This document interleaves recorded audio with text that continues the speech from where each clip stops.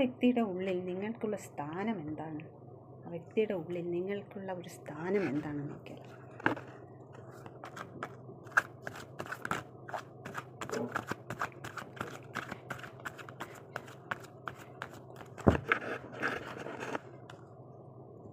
വാ, സ്ഥാനം ഇതാ ഇവിടെ കിട്ടിയിട്ട് നീ ഇതെടുക്കണ്ടേ?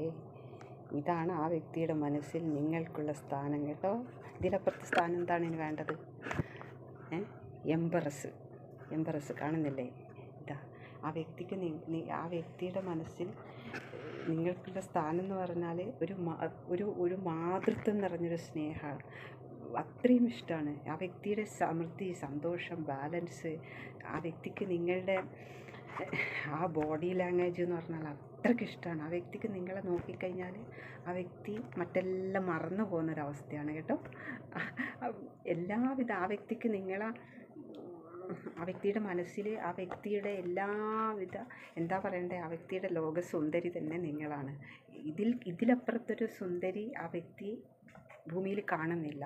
എല്ലാ അബണ്ടൻസും എല്ലാ ഇതുമുള്ള എൻ്റെ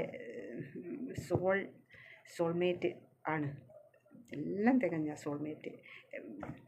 ആ വ്യക്തിക്ക് നിങ്ങളെ നോക്കി നിന്നാൽ കണ്ണെടുക്കാൻ പറ്റില്ല. അതിലങ്ങോട്ട് ആ സ്വപ്നത്തിൽ മുഴുകിയിട്ട് ആ വ്യക്തി അവിടെ സ്റ്റക്കായി പോകുന്ന അവസ്ഥയാണ്. നിങ്ങളെ കണ്ണിൽ നോക്കിക്കഴിഞ്ഞാൽ ആ വ്യക്തി